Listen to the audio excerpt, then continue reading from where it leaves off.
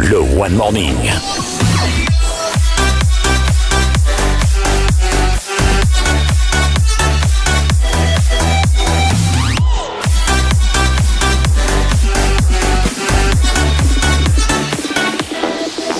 La matinale qui booste votre journée.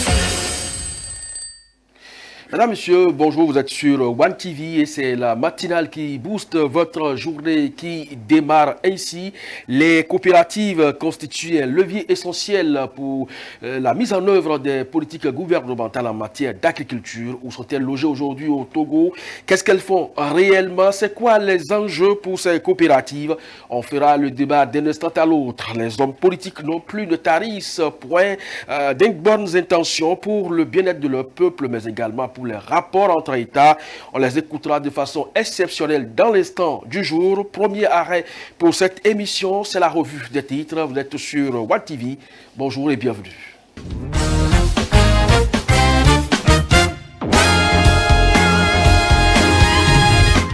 La revue des titres nous amènera ce matin en Côte d'Ivoire, mais également au Sénégal. Baker, premier arrêt, c'est en Côte d'Ivoire. Bonjour. Bonjour Amétonou, bonjour à toutes et à tous. Ça s'active pour les présidentielles de 2025 en Côte d'Ivoire et il reste encore 17 jours pour les fameuses élections législatives pour le Sénégal. On débat déjà avec les brouilles entre gouvernement et syndicats. Les revendications de ces partenaires sociaux sont rapportées par la plupart des canards. Et c'est le journal Patriote qui titre Prime d'incitation, plus de 400 milliards à rechercher, soulignant la somme colossale que le gouvernement devrait mobiliser pour satisfaire les demandes des enseignants. De son côté, Fraternité Matin précise, le comité consultatif reçoit les revendications des syndicats, plus de 440 milliards de francs CFA de primes par an réclamés, tandis que le sursaut, le journal fait état de grève des enseignants en titrant Maria Toukone transmet les revendications des syndicats à Anne Désiré Olotou avec 82 revendications sectorielles répertoriées. Ce fort mouvement dont l'éducation met en lumière l'ampleur des défis budgétaires auxquels fait face l'État pour répondre aux attentes du secteur public. Le quotidien relate également les interrogations d'un analyste politique qui s'interroge. Les politiciens sont si riches jusqu'à ce point et qui déclarent il est grand temps pour que le peuple ivoirien d'exiger les comptes. La mobilisation électorale, également la révision de la liste électorale des sujets évoqués pêle-mêle par certains canards. Et c'est le Patriote qui évoque les mobilisations massives dont les régions avec Sud Komoué, Aka, Aoulik, Ratis Large et Morolou, Adjoumou, Mathias mobilisent. En parallèle, le délai affiche le PDCI RDA mobilisé pour l'enrôlement électoral, témoignant de l'effervescence des partis pour l'enrôlement électoral. Ces actions soulignent l'enjeu crucial que représente la mobilisation des électeurs avant les futures échéances électorales en Côte d'Ivoire. Et pendant qu'on y est, la question du blanchiment d'argent n'est pas passée sous silence. Il y a quelques jours déjà, cette actualité a fait la une des journaux et revient également ce matin. Et c'est Fraternité Matin qui aborde le sujet avec son titre Blanchiment de capitaux, lutte contre le terrorisme, la réalité sur le rapport du GAFI. En soulignant que la Côte d'Ivoire reste debout, le journal met en lumière les efforts du pays pour contrer ce fléau tout en restant résilient face aux risques sécuritaires. Au Sénégal, ça tire beaucoup plus du côté du Premier ministre Ousmane Sonko. Cette fois, c'est son duel avec Amadou Ba plutôt qui fait la une de la presse au Sénégal. Et c'est Vox Populi qui titre Amadou Ba porte la réplique à Ousmane Sonko citant ils ont parlé jusqu'à prendre le pays, ils risquent de parler jusqu'à le détruire. Amadou Ba, chef de la coalition Jam Ak Ladirme, exprime son exaspération face aux tensions actuelles et ajoute que l'Assemblée que nous voulons n'est pas celle où les députés viennent marcher sur les tables. L'Île Quotidien reprend également cette déclaration en ajoutant qu'il est temps que les Sénégalais corrigent l'erreur. Du côté du PASTEF, le président en tête de liste, Ousmane Sonko, cherche à expliquer la philosophie de son projet dont sa campagne a fatigue. Il affirme que le PASTEF est un esprit qui dépasse les formes traditionnelles de partis politiques centrés autour d'une seule personne et promet d'incarner ce projet au-delà des partis classique. Rumi Quotidien rapporte qu'à Fatick, Sonko propose l'implantation d'usines de transformation de sel et de mil pour favoriser l'autosuffisance économique. Alors lui, il ne s'attendait pas à vivre ce qu'il vit aujourd'hui, c'est bien sûr Macky Sall. De toutes les façons, son retour au pays continue d'alimenter le suspense. Et c'est le quotidien qui titre campagne de Taku Walou Sall Faux-Bon et rapporte que selon Macky Sall, mon retour, il cite Macky Sall en disant mon retour n'est pas à l'ordre du jour. Il insiste sur l'absence de deal avec le PASTEF comme certains l'ont suggéré, clarifiant qu'il n'a dealé avec personne. Rumi Quotidien développe ses propos soulignant que le président sortant, bien que physiquement absent, promet de tout faire pour que les nouveaux dirigeants perdent le pouvoir, renforçant l'intensité de cette période électorale. Il évoque en titre Retour au Sénégal, Ka Amadou Ba, deal avec PASTEF. Macky Sall met les points sur les i. Je suis prêt à tout pour que les nouveaux dirigeants perdent le pouvoir, promet-il. Enfin, dans l'attente des consignes présidentielles en vue des législatives du 17 novembre, le quotidien, le journal, note que Thiès attend toujours les orientations d'Habib Niang pour le soutien de la majorité, marquant ainsi une attente stratégique dans plusieurs localités clés du pays. Merci donc à vous, Baker, pour cette revue. On retrouve le monde politique, mais autrement, des discours de bonnes intentions d'ailleurs du président de l'Assemblée nationale du Togo, du ministre porte-parole du gouvernement du Togo, mais également du président Emmanuel Macron qui s'adressait aux Marocains depuis l'Assemblée nationale de ce pays. C'était quand il était en déplacement au Maroc. C'est l'instant du jour.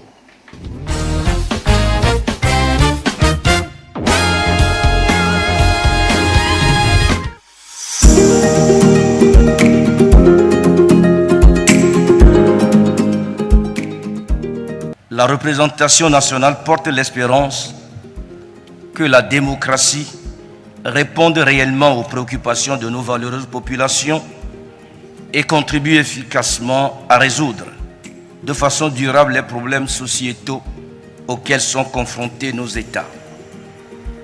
Il nous faut trouver un compromis entre des intérêts opposés et les aspirations profondes des populations par des moyens démocratiques fondés sur l'écoute, la concertation et le dialogue. Par ailleurs, il incombe au Parlement, en sa qualité d'organe législatif essentiel, d'adapter les lois aux besoins et aux circonstances mutationnelles de nos sociétés. En tant qu'institution chargée de contrôler l'action du gouvernement, il lui appartient de veiller à ce que l'exécutif rende régulièrement compte au peuple.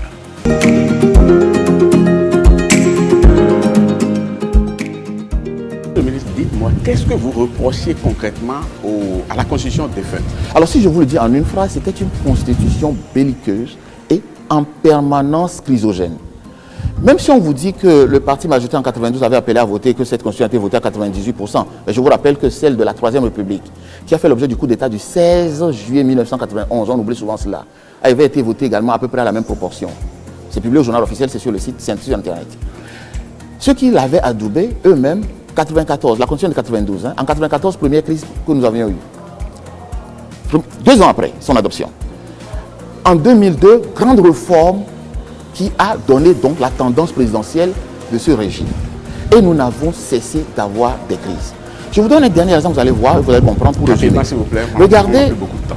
2018, si nous prenons simplement 2018 à 2025, puisque nous avons le municipal en 2025, ça fait 7 ans. En 7 ans, sous cette constitution, nous aurions fait 7 élections. C'est-à-dire en moyenne une élection par an. À quel moment on se concentre pour développer notre pays si tous les ans, quasiment, nous sommes en tension électorale? Oui, et donc, l'un des avantages fondamentaux de la réforme actuelle, c'est d'abord de rationaliser les scrutins, tout ce qui est électoral, et de dégager du temps pour qu'on se consacre au développement du Togo. Justement, l'autre récrimination, c'est le timing choisi. Pourquoi à quelques semaines seulement des élections législatives, on soumet une constitution à un Parlement sortant? Non, un Parlement a pris l'initiative de faire une réforme constitutionnelle, nous l'avons accompagné, et je ne vous le cache pas. Mais la question est très simple. Si vous faites votre élection législative, qui coûte un certain nombre de milliards quand même, et qu'au lendemain de l'élection immédiatement, vous faites un référendum où vous adoptez par quelques voix que vous voulez, parlementaires ou référendaires, une nouvelle constitution. Cela vous impose quoi? Une dissolution de l'Assemblée pour refaire l'élection. Un pays comme le Togo ne peut pas s'amuser à gaspiller de l'argent. C'est-à-dire que nous voulons sauver de l'argent en faisant une rationalisation des élections. Nous voulons réduire les temps de tension électorale en faisant la rationalisation de l'élection. Et nous voulons simplifier le fonctionnement des institutions en donnant du temps au développement et en permettant aux acteurs, d'émerger progressivement. Nous avons construit sur une décentralisation. Et donc, si nous ne capitalisons pas les atouts de la décentralisation togolaise, automatiquement nous perdons tous les avantages que nous avons quand vous faites tout ça, quand vous faites tout cela, ça aurait été très bien que vous associez quand même vos amis d'en face, l'opposition, pour que tout le monde soit porteur de ce projet aussi important pour le pays. Il y a une... À quel moment vous avez associé l'opposition? Parce que le Parlement était pluriel. Le Parlement qui a voté cette constitution, il y avait une opposition. Il y avait un chef de file de l'opposition. Oui, mais avant que ça, le projet n'atterrisse même au niveau du Parlement, il y a pas mal de choses qui pourraient se faire, non? Et la preuve, lorsque l'opposition s'est donné de la voix, vous êtes retourné sur le terrain pour maintenant dire que vous êtes en train de présenter le projet Non, nous sommes dans un mécanisme parlementaire et dans l'histoire du Togo, c'est la deuxième fois historique qu'une constitution en remplace une autre dans un climat paisible. Toutes les autres constitutions ont été le résultat d'un coup d'État. Oui, mais parce que ceux qui doivent... Alors, je vous explique ça. La première fois, c'était à l'indépendance, et nous l'avons fait 4 jours avant l'indépendance.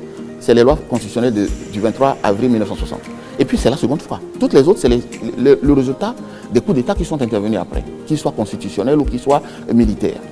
Donc, c'est la première fois qu'on lisse le passage d'une constitution vers une nouvelle. Mais quand vous évoquez la prise d'opposition de l'opposition, vous avez une opposition parlementaire qui a participé et qui a eu les documents dès le mois de décembre. Le vote est intervenu, le premier vote en mars et l'adoption finale en avril avec une promulgation en mai. En tout cas, donc, le danger qu'il y a dans votre approche de la chose, c'est de donner écho à ceux qui perdent les élections législatives et qui considèrent qu'ils forment une opposition extra-parlementaire qui, elle, doit avoir plus de voix que l'opposition parlementaire.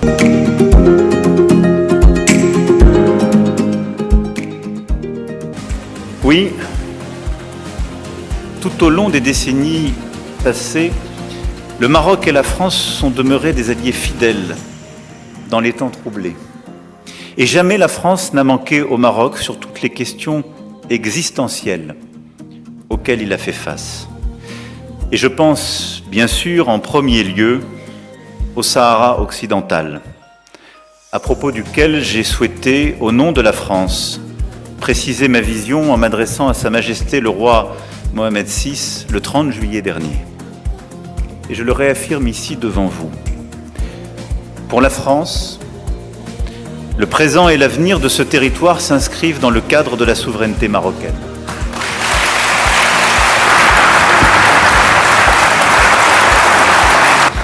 L'autonomie sous souveraineté marocaine est le cadre dans lequel cette question doit être résolue. Et le plan d'autonomie de 2007 constitue la seule base pour parvenir à une solution politique juste, durable et négociée conformément aux résolutions du Conseil de sécurité des Nations Unies. Oui, ancrée dans l'histoire, respectueuse des réalités et prometteuse pour l'avenir, cette position est celle que la France mettra en œuvre pour accompagner le Maroc dans les instances internationales.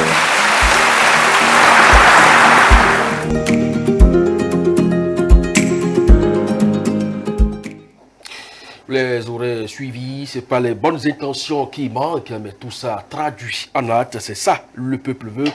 Et c'est le souhait de tout le monde. Et c'est d'ailleurs pour ça les invités sont sur ce plateau avec moi pour parler agriculture. Le talk, c'est dans un instant.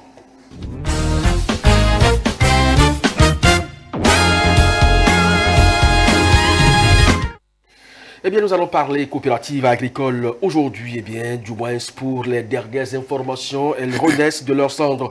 Dans le secteur agricole, elles constituent un levier essentiel pour porter les politiques agricoles du gouvernement. Mais où sont-elles logées? Que font-elles concrètement en ces lieux?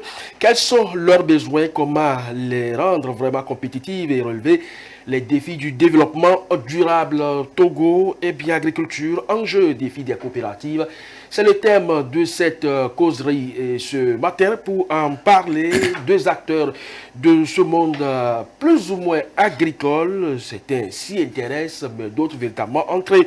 Alors, Adeledi Bachirou Kwame, bonjour. Bonjour, monsieur Hamilton. Alors, je rappelle que vous êtes ingénieur agronome, directeur de CFAIA Bras-Cru, Togo. Vous aurez donc le temps de nous définir tout ça et véritablement à quoi ça retourne cette structure. Docteur Mafongou Dodji Moïse, bonjour. Bonjour. Je rappelle que c'est la deuxième fois que vous nous retrouvez sur ce plateau. Oui. Merci pour votre présence. Vous êtes chercheur en sciences de gestion. Exact. Beaucoup de déclinaisons vont dans ce sens également. On ne va pas revenir sur cette présentation qui a pris pratiquement 2 ou 3 minutes la dernière fois. En tout cas, merci pour votre présence encore une fois sur ce plateau. Alors, M. Adeledi Bachirou, ingénieur agronome, vous êtes directeur donc de cette structure qui intervient dans le cadre de la formation des coopératives la plupart du temps. Alors, c'est quoi concrètement le CFAIA? Le CFAIA est un centre de formation agricole et rurale qui se définit comme un centre de formation et d'appui aux initiatives agricoles. Bras-Cru Togo, c'est l'ONG qui a mis en place ce centre. C'est Brigade d'action rurale au Togo. Donc, nous travaillons avec les agriculteurs. C'est depuis 1995. Et donc, de temps en temps, nous installons, c'est un centre nomade en quelque sorte. Et nous avons constaté après qu'il faut se standardiser parce que les choses ont beaucoup changé. Et c'est ça qui a fait que nous sommes logés maintenant à Bobo-Lugui, où nous avons notre domaine sur lequel... C'est à combien de kilomètres de Lomé? C'est environ une quarantaine de kilomètres de Lomé. Merci donc pour votre déplacement et tout ce que vous faites dans le secteur agricole. Alors, docteur Mafongou, comment se portent aujourd'hui les coopératives agricoles au Togo? Vous qui avez récemment effectué une descente sur le terrain, histoire de s'approprier les questions essentielles donc liées à ce monde pour votre thèse. Alors, merci beaucoup à vous pour l'invitation. Alors, la question sollicite une réponse mitigée. On va dire que nous sommes en face d'une forme d'entreprise, d'une forme d'organisation tant embryonnaire, avec quelques difficultés, mais avec beaucoup d'envie d'aller loin. Par exemple, l'échantillon que nous avons étudié lors de notre recherche doctorale, nous avons rencontré des coopératives âgées de moins de 2 ans, et puis des coopératives transformées dont l'initiative première est âgée de près de 40 ans. Donc, vous voyez, entre ces deux bornes, on va dire qu'on a fait du chemin. Mais on a aussi senti qu'il y a une appétence à cette forme organisationnelle.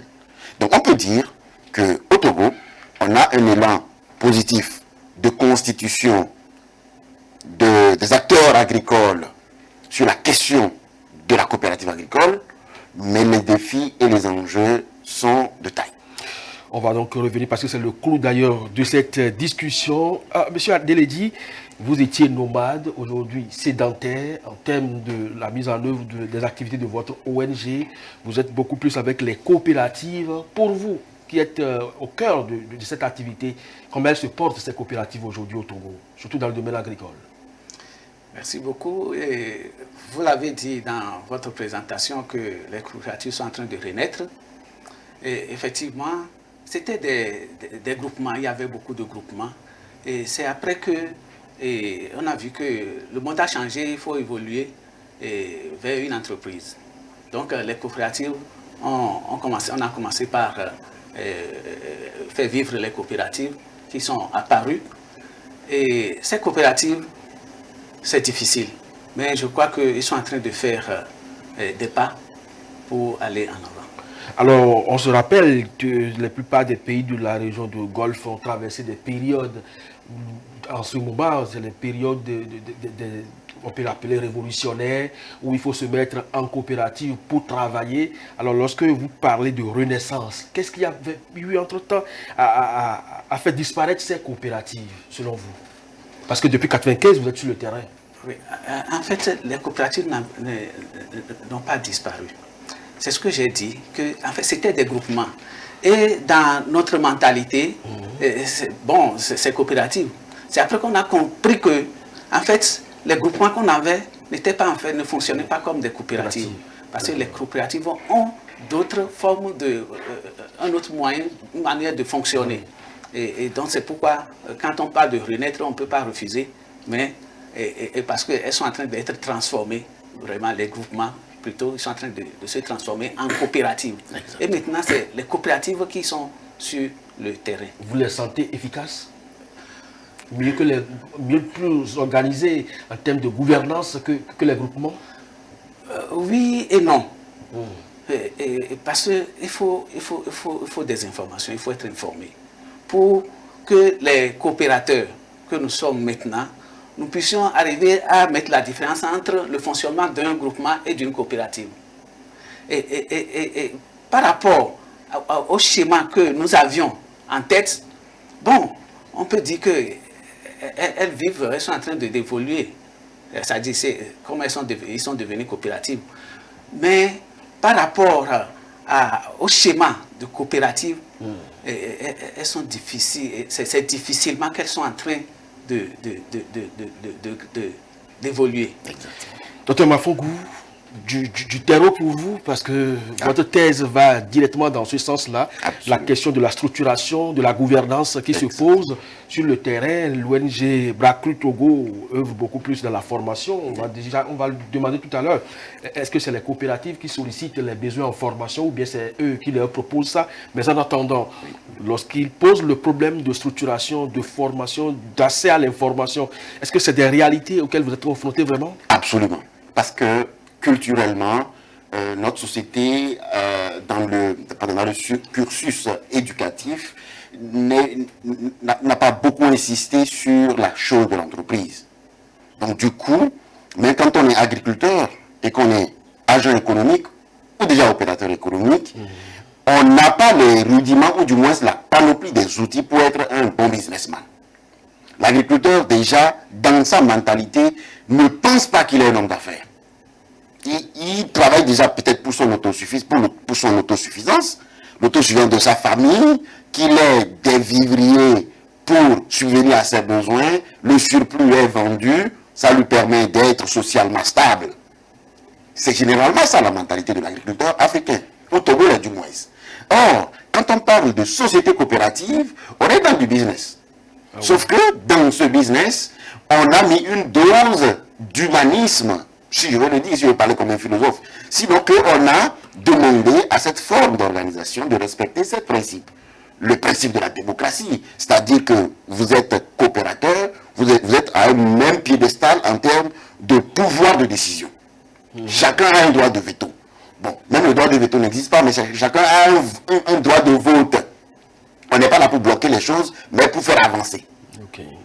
Contrairement à dans une société pure et dure, c'est l'actionnaire majoritaire qui détient le droit de veto et fait diriger l'entreprise. N'est-ce pas?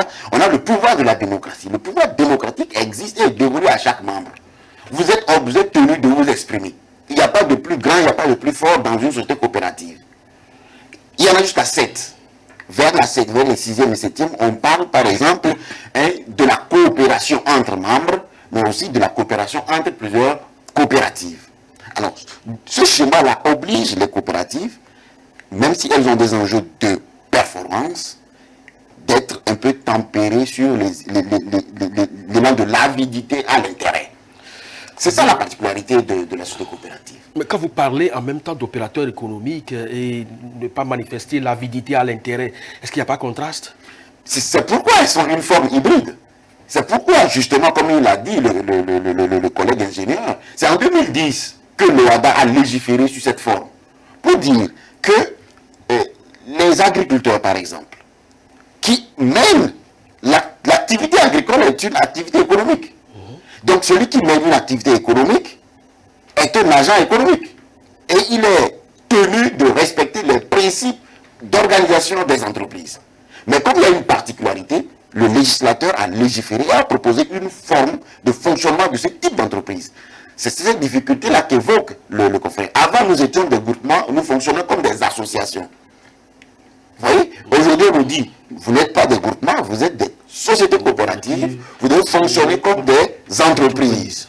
Vous devez faire de la comptabilité, vous devez avoir un plan de développement, vous devez avoir un plan marketing, vous devez avoir un plan de communication, etc., etc., etc. Ce qui est nouveau pour l'agriculteur qu'on a aujourd'hui. Alors, quels sont les besoins sur le terrain, M. Adeledi, surtout en termes de formation, d'information? Ok, ils sont multiples. Mais nous allons citer quelques-uns. Et d'abord, les membres des coopératives ont besoin d'être éduqués, comme on l'avait dit, mais d'être formés aux principes coopératifs. Il faut qu'ils maîtrisent ça. Il faut qu'ils savent aussi que la coopérative, comme le collègue l'a dit, que c'est une entreprise, que ça doit obéir à une règle de fonctionnement. C'est très important. Lorsqu'on ne maîtrise pas comment gérer la coopérative, alors on ira à la faillite. C'est ce qui fait d'ailleurs que quelquefois, on assiste souvent au départ de certains membres, parce que ce pourquoi ils sont là, ils n'arrivent pas à pouvoir l'avoir. Mais sur le terrain, de par vos formations, est-ce que c'est eux qui vous demandent, vous sollicitez des modules, ou bien c'est vous qui leur proposez des modules de formation, et lesquels vous proposez souvent? Souvent, ils nous veulent qu'on leur forme dans une compétence donnée. Si je prends par exemple la transformation agroalimentaire, dans un domaine précis, par exemple la transformation du gari, ils veulent savoir comment on peut transformer le manioc en gari, comment on peut transformer le manioc en attiéké. Il y a d'autres formes de produits qu'on leur propose, par exemple le gari amélioré, et ils demandent comment ils peuvent le faire pour pouvoir. Maintenant, on ne peut pas aller les former sur ça là, sans leur montrer comment on gère une activité générative de revenus.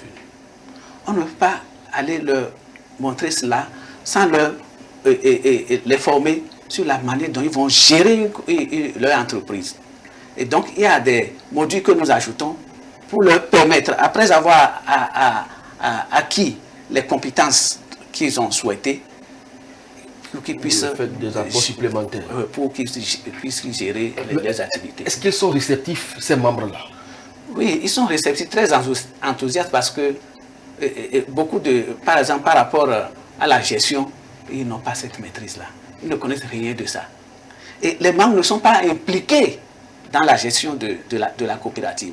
Et qu'est-ce qui se passe? Parce qu'ils sont, par exemple, les producteurs de manioc, c'est un exemple, et chacun produit à son champ. Ils se mettent en coopérative pour pouvoir avoir plus de productivité et augmenter leurs revenus. Et lorsqu'ils arrivent, chacun pense encore à l'individualité en lui. Et donc c'est comme si ils sont là, mais ils sont absents. Bon, si par exemple, moi j'ai 1 hectare de champ de manioc, et vous avez peut-être 10 lots, et qu'on se mette en coopérative, on transforme la farine, le manioc en farine, le gari, comme on le dit communément, et on va couler cela sur le marché. Puisque la coopérative suppose, par exemple, suivant les définitions du docteur Mafogou, que nous sommes sur le même pied d'égalité. Donc en termes de rétribution, on va se partager les dividendes au même niveau. Est-ce que humainement c'est possible? Oui, c'est possible. Oui, c'est possible. Et d'abord... Malgré un État, il vous dit l'eau. En fait... Est-ce que vous pensez qu'ils acceptent ça? Est-ce que ce n'est pas ça les sources de division et les départs? Non, c'est pas ça. En fait, alors expliquez-nous. Ok. En fait, quand on vient en coopérative, c'est que nous avons un problème. Celui qui a 1 hectare a un problème. Peut-être le problème d'écoulement. Moi qui ai 10 lots, j'ai un problème d'écoulement. Alors, mais on voit qu'en se mettant ensemble, on aura un appui venant de l'extérieur pour nous indiquer là où il faut écouler. Et peut-être celui qui veut écouler n'a pas besoin d'1 hectare de manioc, il a besoin de plus d'hectares. Et donc, en mettant nos marchandises ensemble, la personne sera satisfaite. C'est la compétition. Et après, chacun prend la part qu'il a apportée. Donc, c'est un pied d'égalité. Si vous apportez 10 000 francs, j'apporte 5 000 francs, et je veux gagner au retour des bénéfices les 10 000 francs que vous avez comme vous. Ce n'est pas égalitaire. C'est pourquoi, dans les principes, On parle de la... Mais est-ce que les gens sont réceptifs? Ce message-là, comment vous pensez qu'ils peuvent comprendre ça? Alors non, ce que l'ingénieur a décrit, oui. Brandon Burger, dans le but 1995, a appelé ça la coopétition. C'est-à-dire que nous sommes des concurrents, nous avons des points. Nous avons un appétit commun sur le marché, donc nous sommes des concurrents. Mais nous avons des problèmes aussi communs. Nous nous mettons ensemble pour résoudre nos problèmes. Donc nous allons coopérer, collaborer sur une activité, mais en ne perdant pas notre identité d'origine. C'est ça qui est la compétition. Maintenant, si vous avez 5 hectares, l'autre a 1 hectare, et que nous avons trouvé un marché, parce que nous nous sommes mis ensemble pour vendre la production inhérente de ces 6 hectares, naturellement que, en comptabilité, ce qui vous revient, c'est la quote-part de 1 hectare, et ce qui me revient, c'est la quote-part de 5 hectares. Mais si j'étais seul, on n'allait pas avoir le marché. Si celui qui avait 1 hectare était seul, il n'aurait pas vendu. Si celui qui a 5 hectares était seul, il n'aurait pas vendu. Mais en se mettant ensemble, nous avons pu vendre, et donc... Mais docteur, est-ce que humainement c'est acceptable? Est-ce que vous pensez que le message là passe comme ça? Alors, alors dans la théorie... Cela m'amène à vous poser le problème, le problème auquel les coopératives sont confrontées. Absolument. Vous savez, en tout cas dans la littérature, nous avons beaucoup de solutions.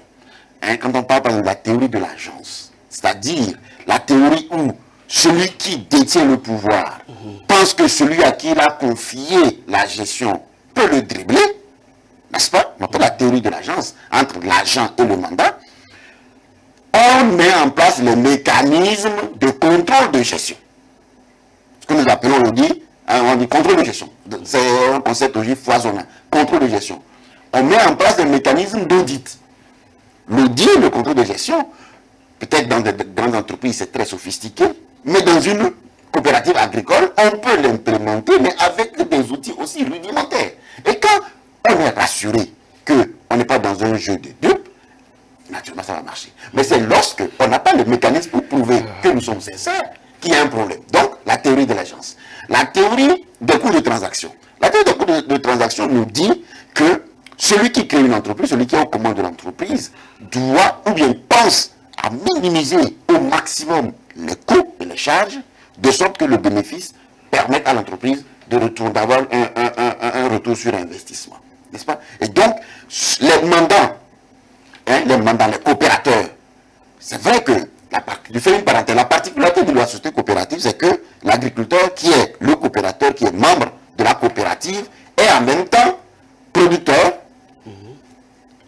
chargé de la transformation, chargé des achats, chargé de la vente, chargé de X et de Y, chacun a priori. Mais quand ils se mettent ensemble, la coopérative les oblige à fonctionner sur la base des métiers du management, ce qu'on appelle les fonctions, le marketing, l'achat, la transformation, etc., etc. Donc en ce moment, vous voyez que chacun a un rôle spécifique avec ses droits de coopérateur, et à la fin, la structure fonctionne de sorte que, en tant que moi, si je suis chargé des achats, je m'occupe des engrais, je m'occupe des fertilisants, tout ce qui est achat, c'est moi qui m'occupe de ça.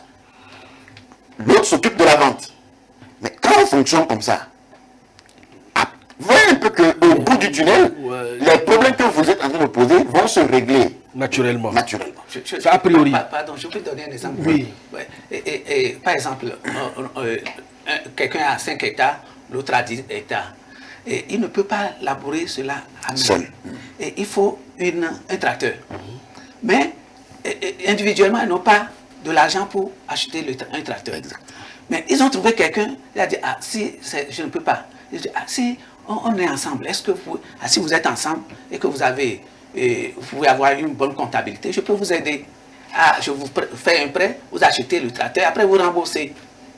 Et donc, ils se mettent ensemble, ils achètent le tracteur, et quand chacun a son travail à faire, ils louent le tracteur à la coopérative. Et donc, c'est ça. Donc, individuellement, on ne peut pas arriver à quand on se met ensemble, ça marche. Mais vous avez évoqué tout à l'heure des départs qu'on note au niveau de ces coopératives. Ça veut dire que forcément, c'est lié à des frustrations. Alors, quelles sont les raisons qui la plupart du temps ont été brandis par ces coopératives ou ces groupements qui se constituent aujourd'hui en coopérative pour expliquer les départs de certains membres. Et je l'avais dit au début un peu, en fait, c'est la mauvaise gestion en fait. C'est la mauvaise gestion. L'un pense que l'autre est en train de le tricher. Parce qu'il n'y a pas une règle claire. Parce que les uns et les autres ne comprennent pas le fonctionnement de la chose. Mais si on ne le triche pas, ils pensent qu'on le triche. Et ils ne savent pas qu'eux-mêmes doivent contrôler exactement ce qu'ils sont en train de faire. Exactement. Et voilà, c'est ce qui... Et donc, ça amène des frustrations.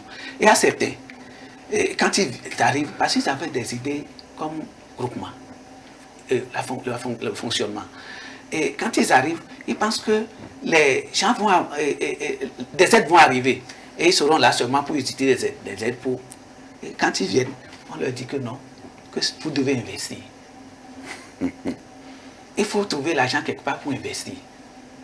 Alors, pour investir, où est-ce que je vais trouver de l'argent? Ils ne savent pas que c'est une stratégie qui leur permettra de pouvoir aller à ce niveau. Et quelquefois, quand on leur montre la stratégie, ils pensent que c'est trop pour eux parce qu'ils n'ont pas été éduqués. Voilà, et ça fait que... Il y a des départs. Alors, quels sont aujourd'hui, selon vous, puisque vous êtes sur le terrain tous les jours, en contact de ces groupements devenus aujourd'hui coopératives, les défis pressants dans ce secteur autonome? Donc, ces coopératives, d'abord, il faut qu'ils arrivent à sortir de leur schéma de pensée. L'idée d'aide. Il faut qu'ils arrivent à savoir que c'est une entreprise. Donc il faut relever ce défi-là. Donc ne pas attendre les partenaires au développement ou l'État pour les subventionner. Non. Exactement. C'est un des problèmes. L'autre, c'est de ne pas penser que lorsqu'on est en coopérative, prioritairement, c'est ce que je fais individuellement. Non, non. Il faut savoir qu'il faut... Parce qu'une entreprise, quand vous ne travaillez pas, ça ne va pas évoluer. Et donc, il faut qu'ils arrivent à se surpasser et travailler en équipe. Voilà, c'est les deux grands points, c'est-à-dire la gestion, la compréhension de la manière de fonctionner et surtout le travail en équipe. Parce que si on a ces cultures-là, je pense qu'avec la compréhension, tout peut se régler. Alors, Dr Mafongou, deux défis principaux énumérés donc par M. Adeledi. Est-ce que vous pensez que ça suffit? Oui, moi je vais aller un peu au-delà. Les défis qu'on... Donc, vous pensez que les deux sont essentiels aujourd'hui? C'est très essentiel quand on a un regard microéconomique, c'est-à-dire centré sur l'individu acteur de la coopérative. Mais après, pour que ça fonctionne, il faut que l'environnement macro fonctionne aussi. Il faudrait renforcer la professionnalisation des métiers de l'agriculture. Aujourd'hui, pendant longtemps, le régulateur, je parlais de l'appareil public, a suffisamment investi dans la culture des rentes. En tout cas, jusqu'aux années 90, les efforts qu'on mettait au niveau du secteur public, c'était de permettre au pays d'exporter. N'est-ce pas? Alors, la culture vivrière n'est pas négligée non plus. Mais il faudrait la renforcer et la capacité. De sorte que les coopératives, qu'elles soient sur des cultures de rente pour l'exportation ou des cultures vivrières, donc cultures vivrières pour la production locale et la consommation nationale, puissent trouver l'activité agricole alléchante. Si on le fait, la perception du métier de l'agriculture comme étant parce que je n'ai rien à faire, je tiens la daba ou je tiens la roue, puisse sortir de la tête des gens. Et en ce moment, on va avoir des gens comme vous, en cravate, avec un diplôme de master, de doctorat, aller prendre un tracteur pour labourer parce que l'agriculture est devenue un secteur attractif. Deuxième défi que je vais proposer, après la professionnalisation des filières et le branding du métier de l'agriculture, c'est de trouver une réponse à la question foncière. Parce que les agriculteurs, pour la plupart, se retrouvent avec des petites portions. Si on fait de l'agriculture, surtout l'agriculture de production, sur des petites portions, notre agriculture ne décollera pas.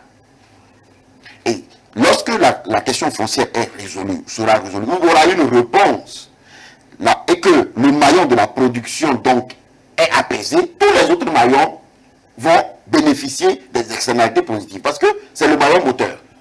Le foncier. Le foncier. Ce qui, là où on laboure, Ouais. là, ce maillon, la production, là, c'est le maillon prépondérant. Avant ce maillon, il y a le maillon des prestataires de services. Ceux qui font le labour, ceux qui apportent de ce qu'est les semences, les produits phytosanitaires, les engrais, n'est-ce pas? C'est un maillon en amont de ce maillon.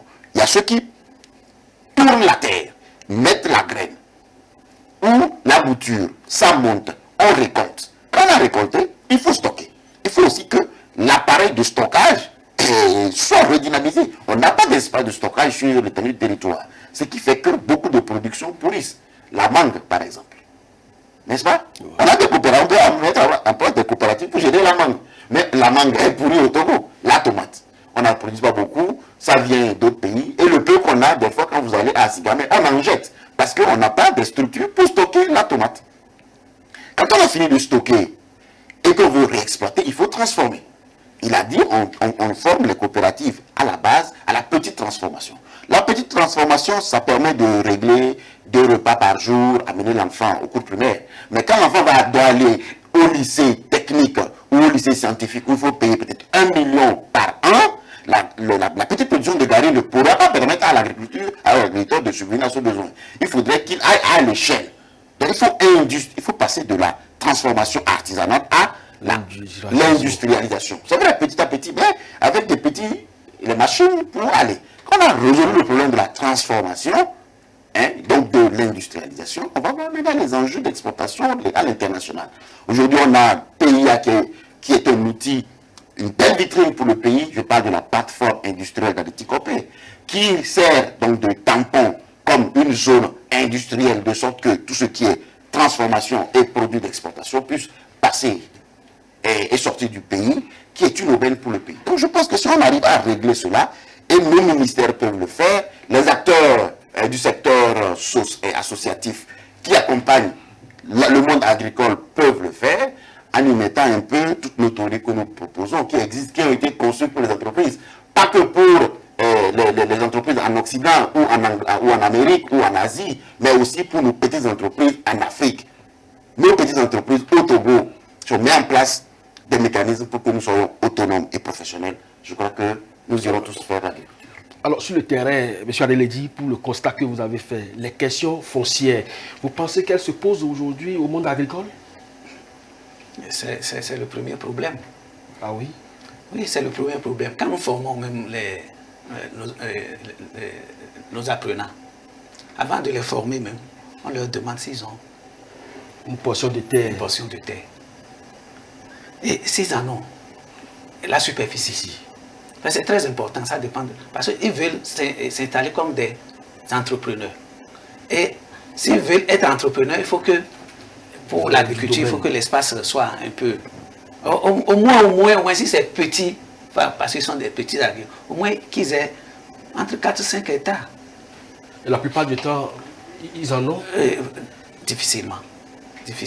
Mais le Togo abrite beaucoup de centres de formation aujourd'hui, aussi bien publics que privés, plus d'une 60aine pratiquement. Alors, qu'est-ce qui se passe concrètement? Faut-il arrêter la formation d'abord? Exploiter la main-d'œuvre qui est là, opérationnelle, ou bien continuer la formation? Qu'est-ce qui va se passer? Si on arrêtait la formation, je pense que dans quelques années, on n'aura plus, parce que ceux qui sont là, quand ils vont vieillir et puis il n'y aura plus de personnes à exploiter. Et ce que nous pensons, c'est qu'on doit continuer la formation. La formation, ce n'est pas terminé. Il parlait de la professionnalisation. En fait, les coopératives existent. Ils veulent travailler. Mais qui les bloque? La mentalité. Oui, et c'est qu'ils ne maîtrisent pas vraiment les itinéraires. Et quand on leur apprend cela, s'ils veulent vraiment produire, il faut qu'ils soient équipés. Alors que l'équipement, ce n'est pas facile à avoir. Et donc, ils sont obligés, ou bien les membres, ou bien les coopératives sont obligées de continuer avec l'artisanat. Mais quand vous écoutez le docteur Mafongou tout à l'heure, vous avez comme l'impression que même si aujourd'hui au Togo on dit qu'il n'y a pas d'emploi, c'est une aberration parce que si on doit rentrer dans toute cette déclinaison, c'est que tout le monde peut aller au champ et il va toujours en manquer parce que depuis déjà l'idée de conception, il y a les concepteurs qui sont là, qui remettent donc aux ingénieurs qui peuvent faire le travail, les acteurs s'y mettent, on produit, et puis ceux qui vont transformer sont là, ceux qui vont stocker sont là, ceux qui vont faire le marketing autour de ces produits sont là, et ceux qui vont maintenant les mettre sur le marché et pour l'écoulement sont là. Donc tout le monde pouvait avoir sa place dans le secteur agricole. Alors, en principe, les questions d'acquisition de matériel, de machines pour travailler devraient plus se poser parce qu'on sait qu'il y aura rentabilité à la fin. Oui, c'est vrai. Il va y avoir rentabilité. Mais comme nous le disons, quand il n'y a pas une professionnalisation, vous pouvez mettre à la disposition des coopératives et tous les atouts qu'il faut. Parce qu'ils n'ont pas la maîtrise du maniement de ces équipements. Et c'est ça. Donc, il faut une éducation. Il faut la formation, c'est très important. Et je pense que pour ce qui concerne la formation, l'État est en train de faire beaucoup de choses. Et par exemple, FNEPP, il forme, il finance pour former les coopératives afin que ces membres-là maîtrisent les techniques et les itinéraires. Et AMIFA aussi, on en a discuté. Et AMIFA aussi qui est en train d'œuvrer pour que, sur toutes les chaînes de valeur, pour donner aux coopératives les moyens qu'il faut pour qu'elles fonctionnent. Il faut un peu de temps parce que... 64 ans après les indépendants, il faut toujours du temps. Oui. Pourquoi j'ai dit cela? Tout à l'heure, je discutais avec quelqu'un et il me disait que, bon, parce que la personne suivait des cours en ligne, il a vu que même les enfants, au Canada par exemple, connaissent ce qu'on appelle plan stratégique. Plan stratégique. Mais ici, même, il y a certaines universités qui ne connaissent pas ce qu'on appelle plan stratégique. Donc, depuis la base, il faut éduquer, il faut former. Et c'est ça qui nous a manqué. Et ce n'est pas la faute, bon, avant, ce n'était pas la faute à nos dirigeants. Et c'est maintenant que nous tous nous sommes en train de comprendre que on se formait, on s'éduquait sur une base qui n'était pas aussi solide. Et maintenant, comme on comprend, je crois que les gouvernants vont faire un effort pour intégrer ces choses-là. On l'a compris quand? Bon, il a parlé de 2010, j'espère qu'à partir de 2010, là, nous avons vraiment compris qu'avec les coopératives, et puis... Très bon, c'est un bon repère. Vous savez qu'à One TV, on est très subtil. Alors aujourd'hui, Dr Mafongou, la réalité est là, la professionnalisation et puis la question foncière. M. Adeledi aussi a reconnu que c'est essentiel pour démarrer toute chose parce que si vous n'avez pas la terre, vous avez beau avoir les meilleures techniques, les meilleurs outils, ça ne va pas décoller. Est-ce que vous pensez aujourd'hui que l'État a un rôle à jouer dans ce sens-là? Oui, je pense que l'État a un rôle et l'État fait un effort, il faut le reconnaître. Parce que moi j'ai lu le plan national de développement stratégique du Togo 2018-2022. Covid est arrivé un peu autour de 2019-2020. On a révisé ce plan avec la feuille de route. Bon, la feuille de route est beaucoup plus synthétique, beaucoup plus adressée à des secteurs prioritaires. Et quand on consulte, la place de l'agriculture a sa place. Mais maintenant, il y a ce qui est réfléchi au plus haut niveau de l'État, la réalité et ce qui est fait. Il y a la réalité et puis ce qui est fait. Donc, ce que nous pensons, c'est qu'on contrôle et on renforce d'abord ce qui est fait, pour coïncider ce qui est fait avec la réalité. Nous avons beaucoup de centres de formation. On a la grande université, la grande école des ingénieurs agronomes à l'Université de Lomé, qui sort tous les produits chaque an. Et c'est des gens très bien formés. La question qu'il faut se poser, ils sont adressés à quel marché? Parce qu'ils sont ingénieurs, mais pas que. C'est des ingénieurs socio-économistes.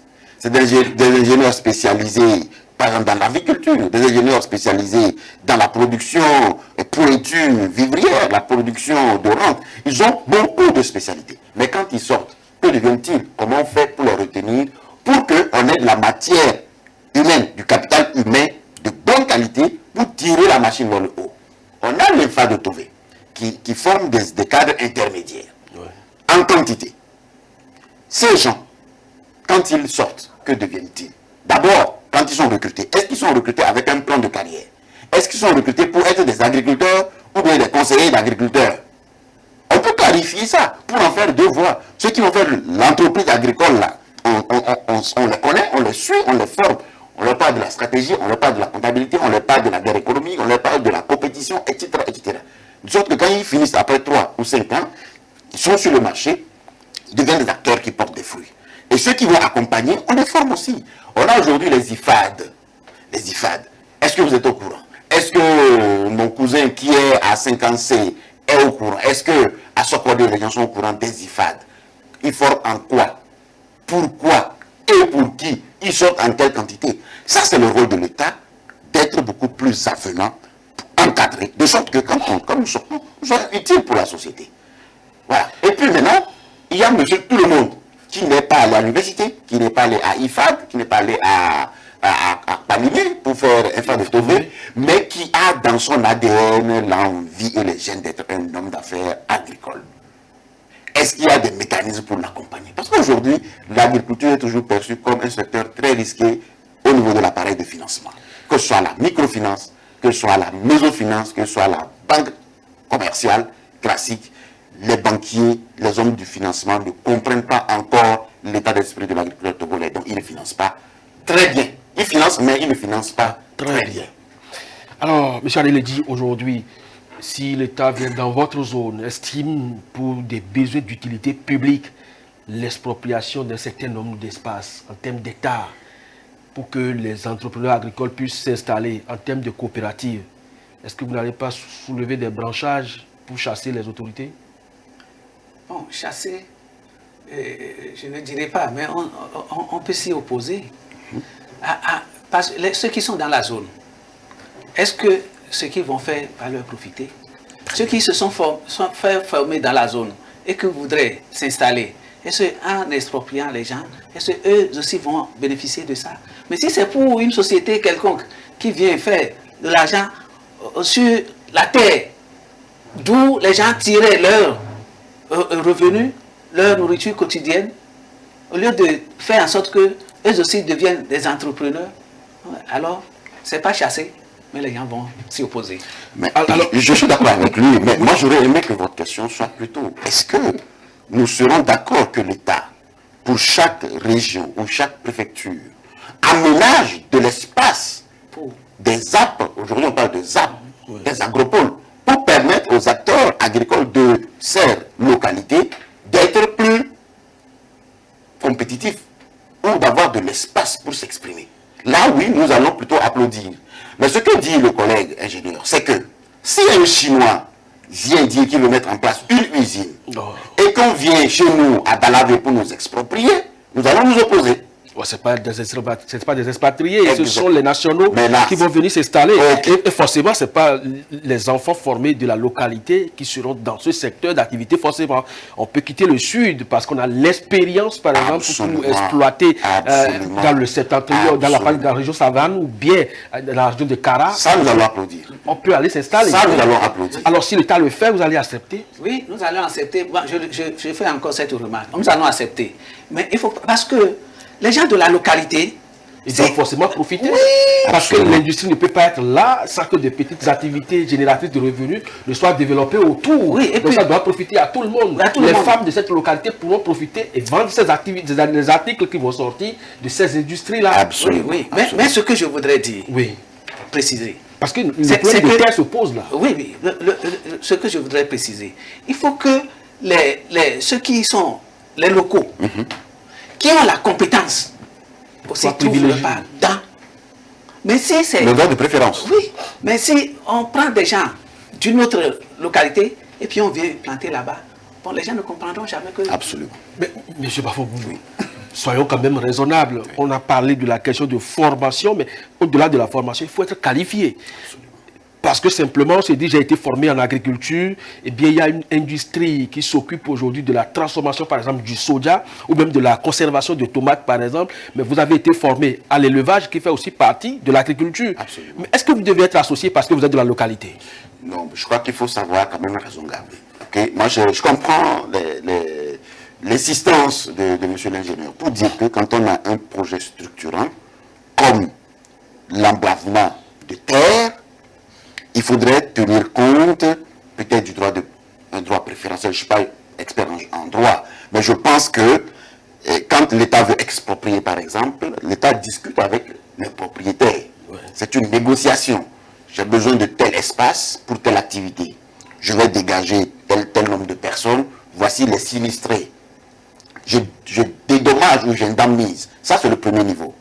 Le second niveau, l'infrastructure qui est mise en place, qui est par exemple la zone aménagée, les autochtones peuvent négocier avec l'État pour dire nous souhaiterions avoir un droit de préférence. Si c'est du maraîcher par exemple, nous souhaiterions aussi qu'on nous aide à être de bons maraîchers.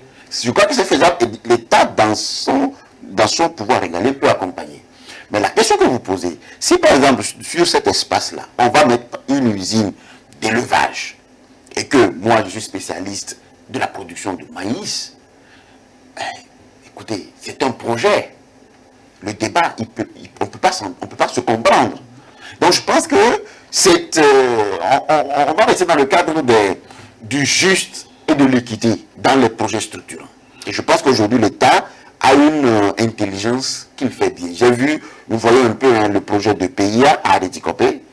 Et on a exproprié, on a implanté là, c'est pratiquement 2000 ou 3 4000 hectares. Hein, si je n'ai pas les chiffres exacts, mais j'ai entendu une fois 4000 hectares. Mais au moins c'est 2000 qui sont mis en place.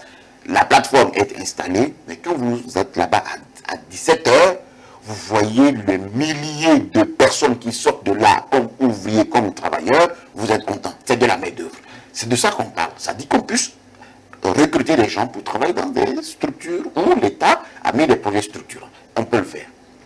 Mais si on revient à notre problématique fondamentale, est-ce que si l'État veut résoudre le problème de l'accès à la terre pour la production et met en place des mécanismes d'aménagement des espaces, est-ce que nous, population, nous allons accepter? Nous allons accepter, oui, mais nous allons aussi poser des doléances. Pardon. Oui. Je donne l'exemple de la ZAP de Diaglé. Oui.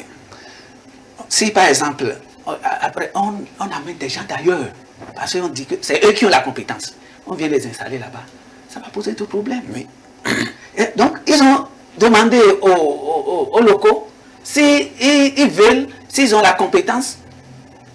Et des gens qui ont la compétence se sont proposés. Nous avons même certains de nos étudiants qui sont sur la ZAP là-bas, qui sont de la zone. Est-ce que vous voyez? Donc ça profite à ceux qui sont dans la zone. Ça, les gens vont applaudir, comme on l'avait dit. Mais le problème qui se pose à ce niveau, c'est qu'ils ne peuvent pas développer leur riziculture tout au long de l'année. La maîtrise de l'eau. C'est un autre problème. Parce qu'il y a l'espace, mais c'est seulement en saison pluvieuse que les gens peuvent. Vous voyez? Donc, c'est comme si les gens sont sous-exploités, la terre est sous-exploitée. Et donc, la productivité qu'on veut augmenter, ça ne viendra pas. L'augmentation de revenus qu'on veut faire, la coopérative qui s'installe là, ne peut pas se développer en tant qu'entreprise. C'est ça. Mais la question de l'eau, est-ce que ça doit continuer par se poser aujourd'hui? Depuis 2010 au moins, si on fait ce marquage, on a compris. L'eau est maîtrisable quand on y met de l'argent. Au Togo, il faut mettre beaucoup de CFA. Mais si on n'a pas de CFA, il faut trouver le moyen d'en prendre en euros ou en dollars. Il faut investir. Mais le contraste, c'est que dans quelques jours, heureusement que l'ANAMET a prédit, mais ça ne s'est pas encore réalisé en septembre, mais voilà, alors nous sommes submergés. Et puis quelques mois après, on nous dit qu'on est incapable de produire des cultures de contre-saison. Dans la même pays, dans la même région, dans le même pays, ça pose problème, non? Alors, peut-être je vais m'adresser beaucoup plus à la force publique, parce que l'eau, comme je le disais, l'eau a besoin de beaucoup d'argent pour être maîtrisée. l'eau existe en abondance. Pour la boire, il faut investir beaucoup. Pour l'exploiter dans l'agriculture, il faut investir beaucoup. Pour l'exploiter en troisième lieu dans l'industrie, parce que l'industrie aussi consomme beaucoup d'eau, il faut investir beaucoup. Donc, il faudrait que dans les programmes structurants de l'État, on puisse voir clair sur la question de la maîtrise de l'eau sur toute l'étendue du territoire, parce que nous n'avons pas le même comportement de l'eau sur l'étendue du territoire. On a des espaces excavés, on a des espaces boueux, des espaces sablonneux, des espaces rocailleux. Il faut aménager des étangs, des retenues, de la canalisation et le vendre à la population. Je dis bien le vendre, parce que l'eau, ça coûte cher. Après, il faut le vendre. Selon les experts aujourd'hui, nous sommes en train de boire à crédit même. Absolument. Donc l'eau va finir et puis on ne va pas en disposer. Alors, M. Adeledi, pour conclure, en 30 secondes, qu'est-ce qu'on retient pour les défis auxquels aujourd'hui les coopératives sont confrontées? Par rapport aux défis, bon, on l'a dit, pour conclure, il faut que les coopératives soient professionnalisées. Et donc, dans cette professionnalisation, on voit déjà tout ce qui entoure le fonctionnement d'une coopérative et d'une entreprise. Et il faut aussi que l'État accompagne. L'État en fait beaucoup, mais il peut en faire plus. Parce qu'il ne suffit pas qu'on sache que tel groupe est une coopérative, qu'on leur donne ceci et cela, et puis on s'en va, et puis des mois après, des années après, on revient pour voir ce qu'ils... Non, il faut les suivre, au quotidien. Et pour qu'ils puissent développer leurs compétences et arriver au niveau où l'État veut. Bon, je ne vais plus vous donner la parole parce que vous avez longuement parlé, vous avez suffisamment également détaillé. Sinon, je dirais aux municipalités, aux communes du Togo de prendre leurs responsabilités. Chaque commune, on en a 117, chaque commune peut décider de faire un champion ou des champions agricoles.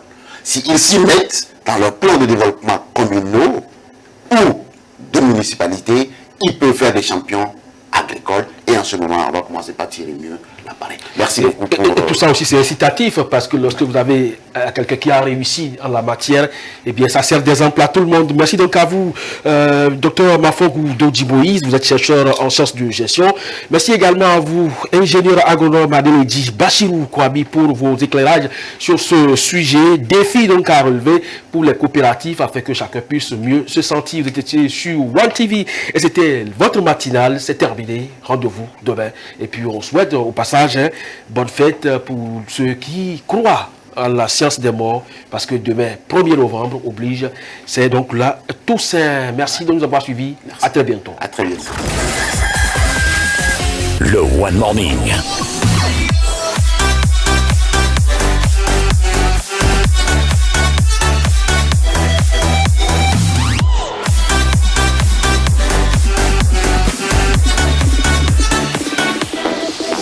La matinale qui booste votre journée.